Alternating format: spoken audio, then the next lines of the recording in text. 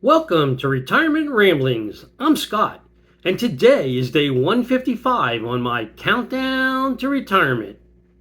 And it's a special edition where I'm going to review what I covered and the things I learned by having a coaching session with one of Boldin's coaches. If that sounds interesting to you, please stick around. So today I had my Boldin coaching session. And I'm going to answer the question, was it worth it? And I'm going to apologize up front because I've got a bunch of notes and there's no way I can remember all these things that I covered without being able to look at my notes. So I'm going to be looking down occasionally to take care of getting you the most accurate information that I can. So today I had a 1 hour session with a Boldin coach. You have 9 different coaches to choose from. Currently at Boldin.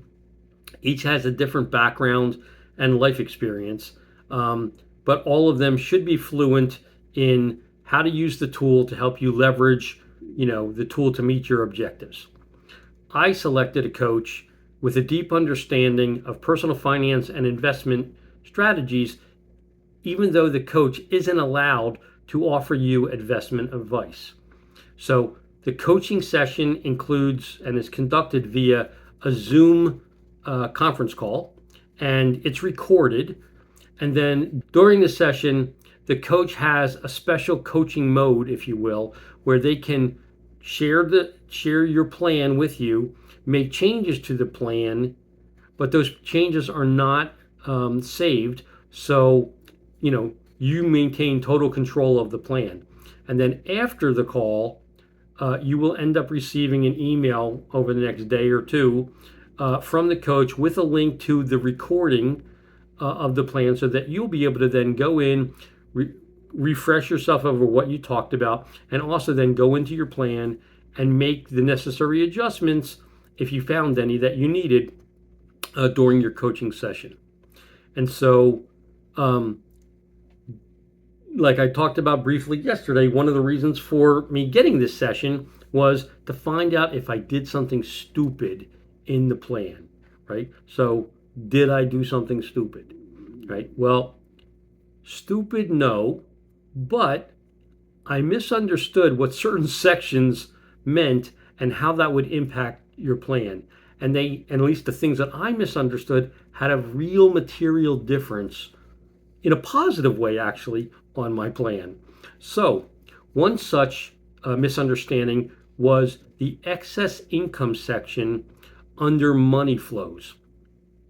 I had selected save 50% to the account name that I picked, thinking this was meant that my direct deposit goes into my regular accounts would then be like automatically transferred. Whatever wasn't budgeted would automatically be transferred based on my percentage allocation that I had selected over to the account that I selected. No big deal. Wrong-o.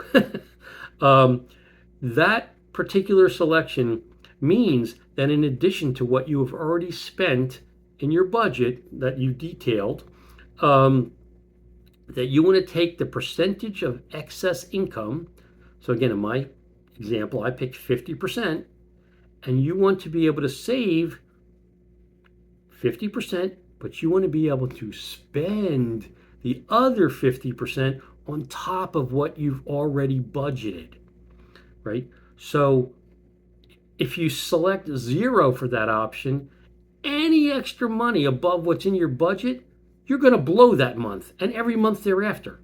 If you select 100%, you're going to save all the money that you have extra. That's what I want to do. And I just thought it was getting moved. That's not right.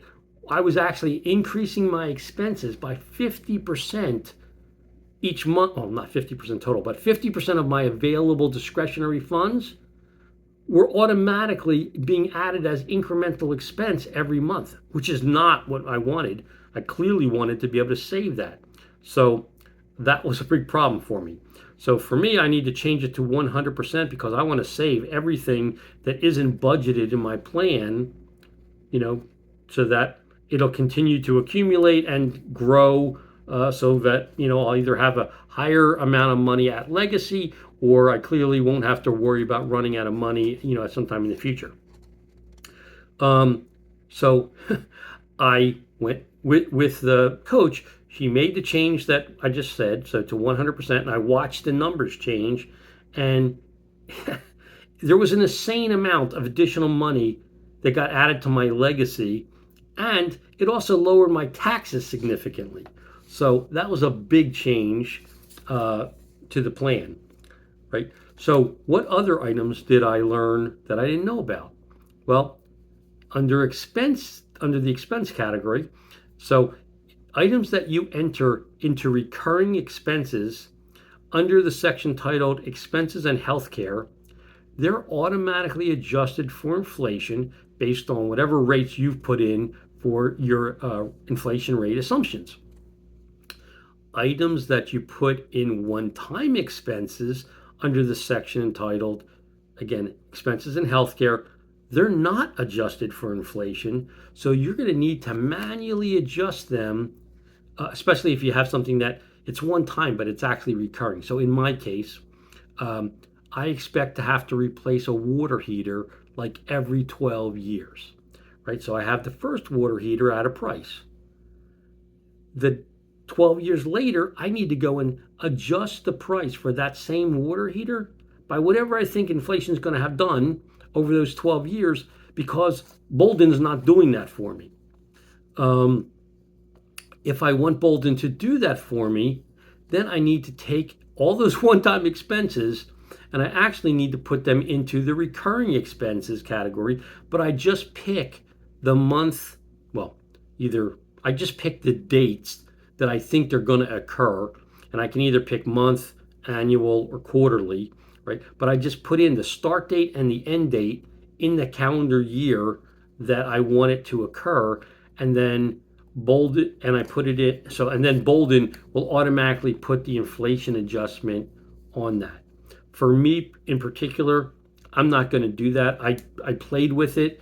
I just don't like the way it manipulates some of the numbers in my regular expenses. So I'll go figure out the annualized, the incremental cost for me for annualized inflation for each of the items that I've got in my one-time costs, so that I put them in today's dollars with the additional inflation calculated for those particular items.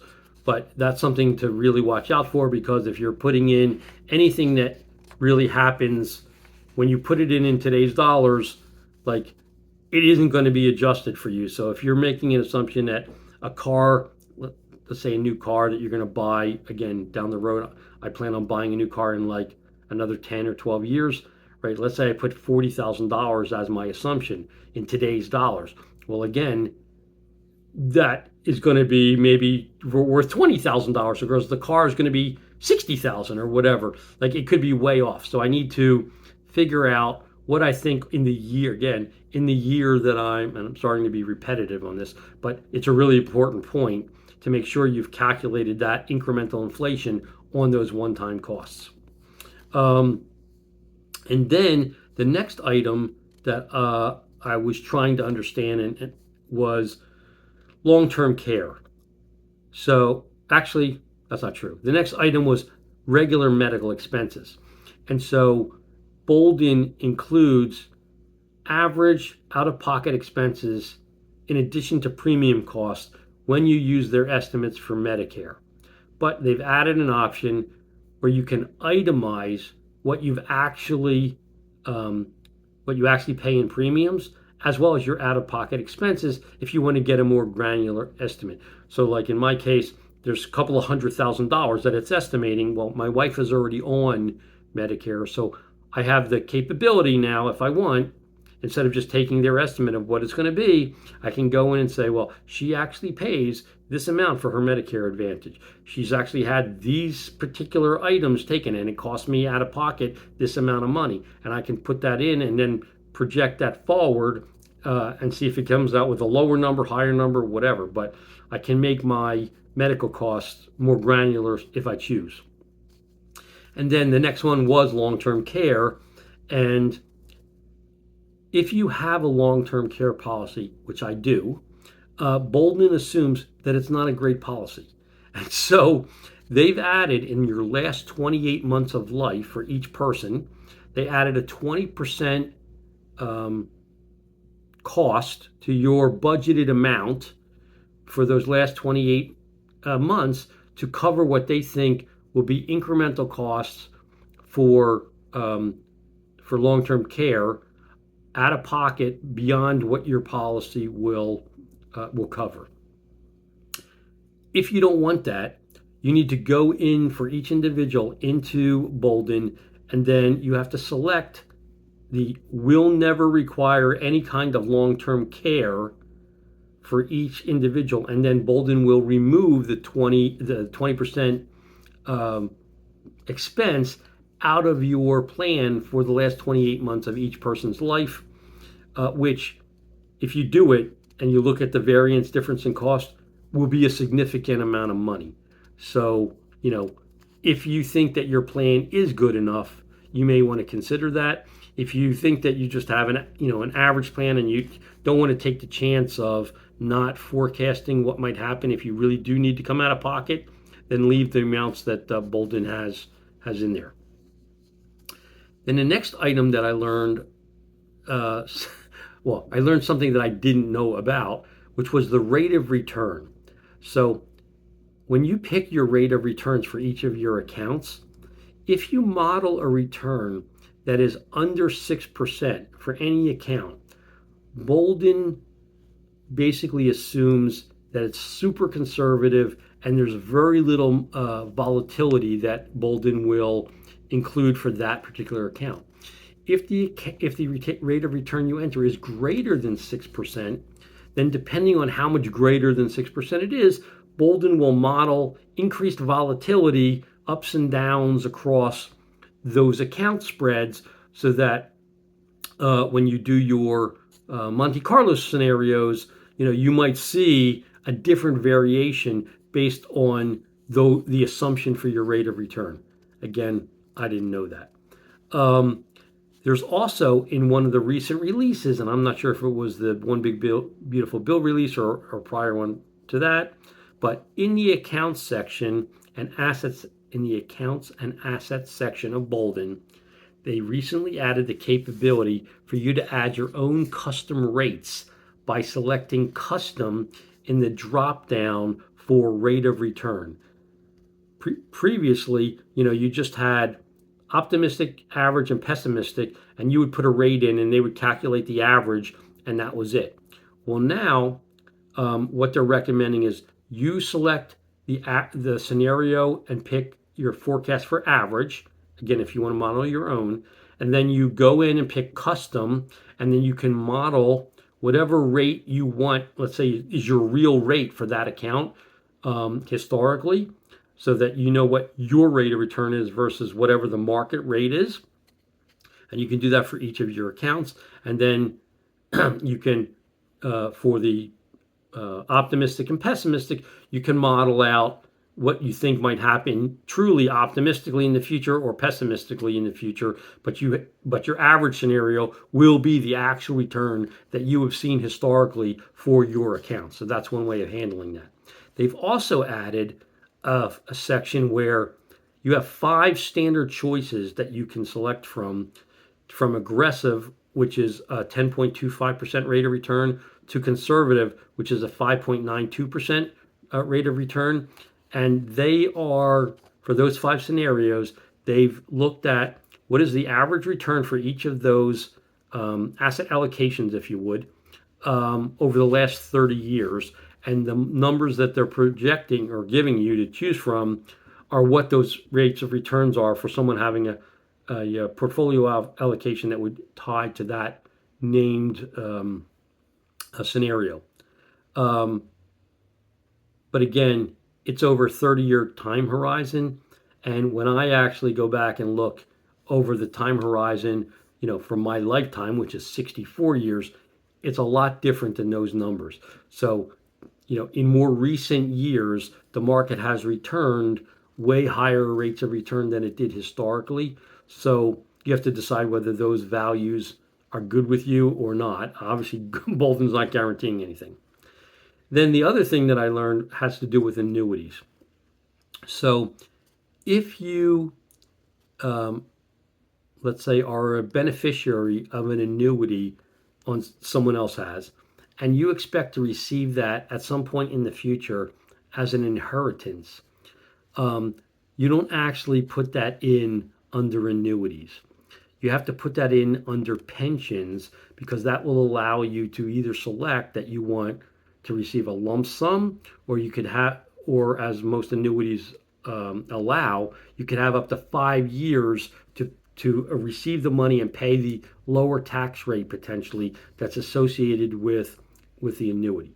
But also, you have to break that annuity into potentially two pensions, one that's the taxable portion of the annuity, and one that's um, the basis of the annuity that you don't pay tax on. And when you do that under the pension category, then Boldin can automatically calculate the appropriate taxes for that inheritance that you might have gotten. Then, if you want to know um, what your maximum buffer is of additional money that you can spend over your lifetime or on a yearly basis to do the die with zero, basically, assumption, you can now set um, view projections value to today's dollars under your desired scenario, so optimistic, pessimistic, whatever. For your withdrawal strategy, you set that to max spending. And then you go to insights and then income and expenses, and then you can review the graph for estimated expenses. You will see a yearly breakdown of which is on the graph, it'll say for the key, maximum spending withdrawal. So that's the additional money that you'll have each year above what you need in your current budget. That's your buffer, right? So you could blow that all, or you at least know that if you have something unexpected come up that you didn't have in your plan, that's the amount of money for each year that you have to cover it.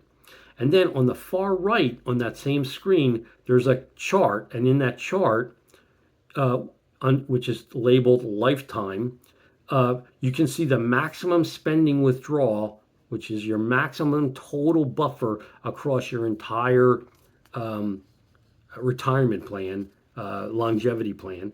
Like it'll tell you what your buffer in cash is, if you will, that you might be able to spend, if you so choose.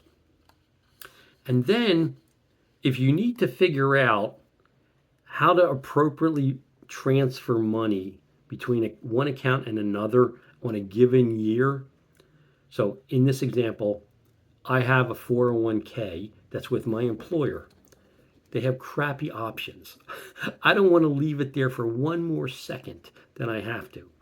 But I haven't been able to figure out how to get the exact dollar amount that's in the account to be able to transfer it without Boldin giving me some kind of a message like either I've left money in the other account, or I